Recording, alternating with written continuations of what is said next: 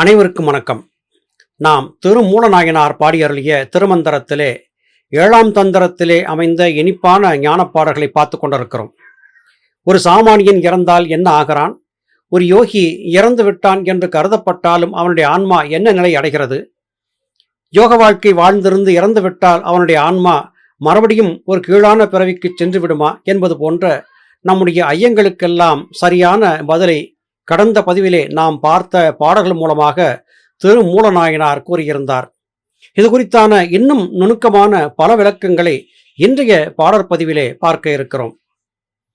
எங்கும் சிவமாய் அருளாம் இதயத்து தங்கும் சிவஞானிக்கு எங்குமாய் தற்பரம் அங்கு ஆங்கு என நின்று சகம் உண்ட வான் தோய்தல் இங்கே இருந்து எங்குமாய் நிற்கும் ஈசனே.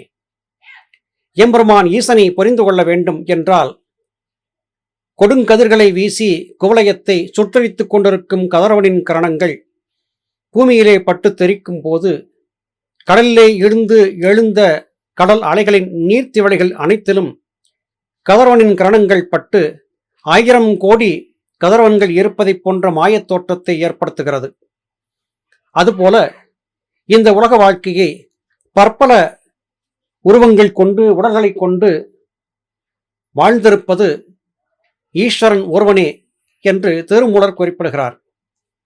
இது என்ன என்று கேட்டால் இதுதான் ஈசனின் மாயா.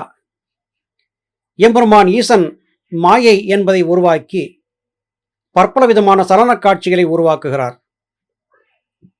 இதை ஒரு எளிய உதாரணத்தின் மூலம் விளக்கலாம். நாம் கண்ணால் பார்க்கக்கூடிய ஒருவரை ஒரு புகைப்படம் எடுக்கிறோம். அந்த புகைப்படத்தை பல பிரதிகளாக அச்சிடுகிறோம். அச்சிட்டு அறை முழுவதும் பரப்பி வைத்து நடுவிலே அவரையும் வைக்கிறோம். நடுவிலே இருக்கக்கூடிய அவர் ஒரு குறிப்பிட்ட பெயருக்கு சொந்தக்காரர். சுற்றிலும் இருக்கக்கூடிய அவருடைய பிரதி புகைப்படங்கள் அவர் அல்ல வேறு ஒருவர் என்று சொல்ல முடியுமா? முடியாது. இதே நபரை பற்பல விதமான அலங்காரங்களிலே, உடை அலங்காரங்களிலே, சிகை அலங்காரங்களிலே பற்பல விதமாக படம் எடுத்து பற்பல விதமாக வைத்திருக்கிறோம். இத்தனை விதமான அலங்காரங்களை செய்திருக்கக்கூடியவர் ஒரே நபர்தான் என்பது நமக்கு தெரிகிறது. அதற்காக இல்லை இங்கே இருப்பவர் வேறு ஒருவர் என்று நாம் சொல்வதில்லை. திரைப்பட நடிகர்கள் பற்பல வேடங்களை தாங்கி திரைப்படங்களில் நடிக்கிறார்கள். பற்பல திரைப்படங்களை ஒரே நேரத்திலே பல திரைகளிலே திரையிட்டு பார்த்தால் அத்தனை திரைக்காட்சிகளிலும் வேறு வேறு நிலையிலே, வேறு வேறு பரிமாணத்திலே, வேறு வேறு வசனங்களோடு அவர் சஞ்சரிப்பதை பார்க்கிறோம். வேறு வேறு நபர்கள் என்று நாம் சொல்வதில்லை. எல்லாவற்றிலும் நடித்தவர் ஒரே குறிப்பிட்ட நடிகர் தான் என்பதை நாம் ஒப்புக்கொள்ளுகிறோம்.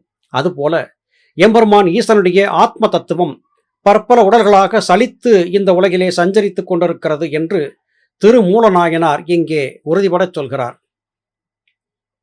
சிவமாய் அருளாம் இதயத்து தங்கும் சிவஞானிக்கு எங்குமாய் தற்பரம் அங்கு ஆங்கு என நின்று சகமுண்ட வான் தோய்ந்திருக்கும் என்று குறிப்பிடுகிறார். எம்பெருமான் ஈசனுடைய ஆற்றலே சிவம், சிவன், சீவன் என்கிற நிலையிலே சலித்து கிடக்கிறது என்பது திருமூலநாயனாருடைய திருக்கூற்றாக இருக்கிறது. அந்தமில் ஞானி தன் ஆகம் தீயினில் வெந்திலின் நாடெல்லாம் வெப்பு தீயினில் நொந்தது நாய் நரி நுகரில் உன் செரு வந்து நாய் நரிக்கு உணவாகும் வையமே. ஒரு யோகி நல்ல நிலையிலே வாழ்ந்திருந்து ஆத்ம சித்தி அடைந்து விட்டார் என்றால் அந்த யோகியினுடைய உடலை உலகத்தவர்கள் மிகவும் பக்குவமாக பாதுகாத்து முறைப்படி சமாதி கட்டி வைக்க வேண்டும். அதை விடுத்து ஏதோ ஒரு வெறுப்பு காரணமாக அந்த யோகியின் உடலை முறைப்படி பாதுகாக்காமல் விட்டுவிட்டால், தீயிலே எரித்துவிட்டால், மண்ணிலே போட்டுவிட்டால், நாய் நரி ஆகியவை உண்ணும்படிக்கு அவருடைய தேகத்தை விட்டுவிட்டால் அதனால் இந்த வையகத்திற்கு மிகப்பெரிய தீம்பு ஏற்படும் என்று திருமூலநாயனார் எச்சரிக்கிறார். திருவள்ளுவநாயனார் தன்னுடைய திருக்குறளிலே சொல்லும் போது துறந்தார்க்கும் துவ்வாதவர்க்கும் இறந்தார்க்கும் இல்வாழ்வான் என்பான் துணை என்று குறிப்பிட்டார். யோகிகளாக வாழ்ந்திருந்து இந்த சமூக முன்னேற்றத்திற்காக, சமூக நலனுக்காக தன் வாழ்நாளை தியாகம் செய்த ஞானிகள், மகான்கள் தேகத்தை விட்டு நீங்கியதாக மற்றவர்கள் பார்வைக்கு தென்பட்டாலும் கூட அவர்கள் சிரத்திற்குள்ளே சீவித்திருக்கக்கூடிய சிரம் சீவிகளாக இருப்பார்கள். ஆழ்ந்து உறங்கிக் கொண்டிருக்கக்கூடிய ஒருவருடைய உடலைப் போலவே அவருடைய உடல் இருக்கும். அந்த உடலை பாதுகாக்க வேண்டியது இல்லறத்தார்களின் கடமையாகும். இதை சரியாக செய்யாமல் போய்விட்டு அவருடைய உடலை சிதலமடையும்படியாக விட்டுவிட்டால் இது காரணமாக ஏற்பட்ட ஞானிகளுடைய சாபத்தால் இந்த உலகத்தவர்களுக்கு மிகப்பெரிய தீம்பு ஏற்படும் என்று திருமூலநாயனார் எச்சரிக்கிறார். இங்கே பற்பலர் விடுத்திருந்த வினாக்களுக்கான விடையை திருமூலநாயனாரின் இத்திருப்பாடல் நமக்கு சொல்லுகிறது. ஒரு தம்பி கேட்டிருந்த கேள்விக்கு நாம் முந்தைய பதிவிலே பதில் சொல்லியிருந்தோம். ஒரு யோகி ஞானி என்பவர் இறந்துவிட்டால் ஏன் அவருடைய உடலை பலகாலம் வெளியிலே இருக்கும்படியாக வைத்திருக்கவில்லை என்று கேட்டிருந்தார். அதற்கான விளக்கத்தையும் நாம் சொல்லியிருந்தோம். அந்த வினாவுக்கான விளக்கத்தை இன்றைய இந்த திருமந்திர பாடலும் நமக்கு சொல்லுகிறது. யோகிகள் மகான்களுடைய உடலை அதிக காலம் வைத்திருக்காமல் பத்திரமாக சமாதி கட்டி வைக்க வேண்டும் என்று திருமூலர் சொல்கிறார். மேலும் இதை சரியாக செய்யாது போய்விட்டால் உலகத்தவர்கள் மிகப்பெரிய பாதகத்திற்கு ஆளாவார்கள். நெருப்பு பாதிப்பு ஏற்பட்டு உலகிலே மக்களுக்கு பற்பல துன்பங்கள் ஏற்படச் செய்யும். பற்பல விதமான நோய் நொடிகள் ஏற்பட்டு யோகிகள் ஞானிகளுக்கு செய்த பாவத்தால் அந்த மக்கள் துன்பத்தை அனுபவிப்பார்கள் என்று எச்சரிக்கிறார். எண்ணிலா ஞானி உடலில் எரி தாவிடில் அண்ணல்தம் கோயில் அழலிட்டதாங்கொக்கும் மண்ணில் மழை விழா வையகம் பஞ்சமாம் எண்ணறு மன்னர் இழப்பார் அரசுமே. ஒரு யோகியை அவருடைய திருமேனியை பாதுகாத்து முறையாக சமாதி கட்டி வைக்க தவறிவிட்டால், அந்த ஞானியின் உடல் எரிதழலுக்கு இரையாக்கப்பட்டால், முறைப்படி பாதுகாக்கப்படாது போய்விட்டால் உலக மக்கள் வெப்பால் மிகுந்த துன்பத்தை சந்திப்பார்கள். மழைப்பொழிவு இருக்காது. வையகத்திலே பஞ்சமும் பட்டினியும் பெருகும். ஞானிகளுடைய மனம் நொந்த சாபத்தால் அந்த தேசம் மாத்திரமல்ல, அந்த பிரதேசத்தில் உள்ள தேசத்தின் அரசர்கள் எல்லோருமே அரசாட்சியை இழப்பார்கள். பஞ்சம், பசி, பட்டினி ஏற்பட்டு மனிதகுலம் மிகப்பெரிய அழிவுகளை சந்திக்கும் என்று குறிப்பிடுகிறார். அப்படியென்றால் ஞானிகள் மகான்களை முறைப்படி சமாதி கட்டி வைத்து அவர்களுடைய தேகத்திற்கு முறையான பாதுகாப்பு கொடுத்து போஷிக்கப்பட்டால் அந்த தேகம் மழைப்பொழிவை பெறும். தேசத்து அரசர்கள் நல்வாழ்வு வாழ்வார்கள்.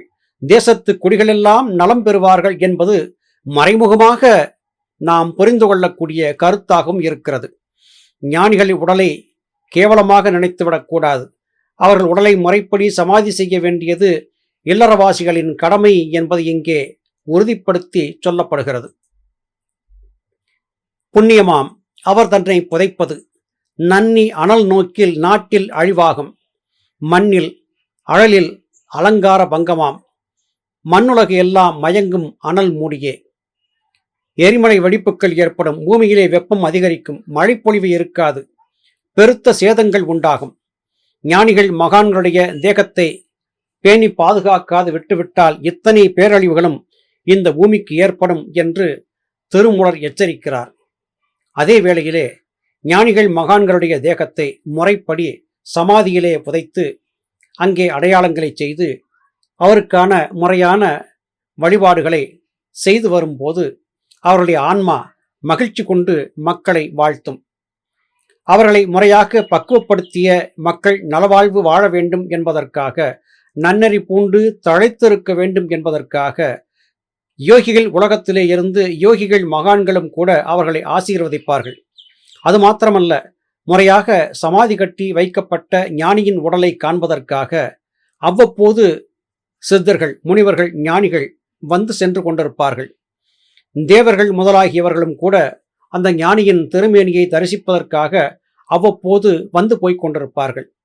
ஏன் இது நடக்க வேண்டும் என்றால், அந்த ஞானி சமாதியிலே இருக்கும் போது அவருடைய ஆத்மா பிரகாசம் பெறுவதற்கு வந்து செல்லக்கூடிய ஞானிகள் ஆசி வழங்கியும் அதற்கு தேவையான ஆற்றல்களை வழங்கியும் செல்வார்கள். எப்படி ஒரு முட்டைக்குள்ளே இருக்கும் மஞ்சள் மற்றும் வெண்கருக்கள் தாயின் இறகுக்குள்ளே அடைகாக்கப்பட்ட போது உருவாகி உயிராகி வெளியே வருகிறதோ, அதுபோல சமாதியிலே வைக்கப்பட்ட ஞானியின் ஆன்மா கருவாகி உருவாகி திருவாகி ஜோதி உடலாக மாறுகிறது. இந்த நிலை ஏற்படுவதற்கு 12 ஆண்டுகள் பிடிக்கும் என்று பொதுவாக சொல்லப்படுகிறது. சிலருக்கு சற்று கூடுதல் ஆண்டுகள் அவகாசம் கூட ஏற்பட செய்யலாம். அந்த நிலை ஏற்பட்டான பிறகு யோகிகள் புதிய தேகத்தோடு புறப்பட்டு வருவார்கள். இந்த நிலை ஏற்பட வேண்டும், அவருடைய தேகம் பாதுகாக்கப்பட வேண்டும் என்பதிலே ஞானிகள் மகான்கள் கண்ணும் கருத்துமாக இருக்கிறார்கள். இதை சரியாக செய்யக்கூடிய மக்களுக்கு புண்ணியம் வந்து சேரும். அந்த மக்களுடைய நலவாழ்வு உறுதிப்படுத்தப்படும். இதை செய்யாமல் போய்விட்டால் தேகத்திலே பற்பல விதமான துன்பங்கள் ஏற்பட்டு மக்கள் துன்புறுவார்கள். அந்த நாடு முழுவதுமே வெப்பத்திற்கு இரையாகும். பஞ்சம், பசி, பட்டினி ஏற்படும். மண்ணிலே பற்பல விதமாக அனலிலே வெந்து சாகக்கூடிய நிலை ஏற்படும். மண்ணுலகமெல்லாம் அனல் காரணமாக வெப்பம் தாங்காது துன்பங்களுக்கு ஆளாகி பற்பல உயிர்களும் சேதமடைந்து நாசமடையும் என்று குறிப்பிடுகிறார். அருமை சகோதர சகோதரிகளே, ஞானிகளை அற்ப சொற்பமாக கருதி யாரும் பயணித்து விடக்கூடாது.